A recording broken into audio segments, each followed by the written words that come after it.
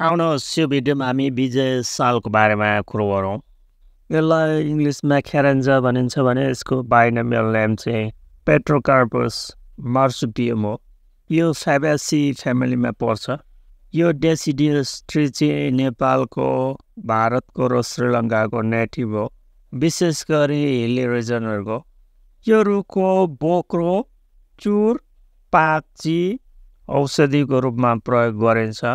विशेष गरी डायबेटिक्स रोगीहरूमा यसको प्रयोग गरिन्छ। किन भन्दाखेरि यसले रगतमा चिनीको मात्रा घटाउने काम गर्छ। यसको खोटोलाई किनो भनिन्छ। यो पनि औषधीय गुणले भरिपूर्ण मानिन्छ। यो चाहिँ छालामा, अल्सरमा, विभिन्न घाउ खटिरा निकाल्न प्रयोग गरिन्छ। यसको लकडी अत्यन्तै मजबुत हुने कारणले गर्दाखेरि डिमान्ड अत्याधिक छ। यो टी हैजामा पनि उपचारका लागि प्रयोग हुन्छ। यसको जलन कम गर्ने क्षमता भएको कारणले गर्दाखेरि दुखाइ नियन्त्रणमा यसको प्रयोग गरिन्छ। यसको पातमा एन्टिभाइरल र एन्टिफङ्गल साथसाथै एन्टिमाइक्रोबायल पनि प्रोपर्टिज छ भन्ने विश्वास गरिन्छ। मोटोपन घटाउन चाहिँ यसको काठको ढोटोको सेवन गर्ने परम्परादेखि नै चलन छ।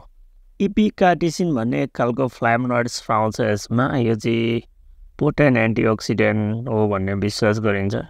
यो रुख चाहिँ भीमकाय हुन्छ। यसको रुख चाहिँ 30 मिटरसम्म अग्लो हुनसक्छ।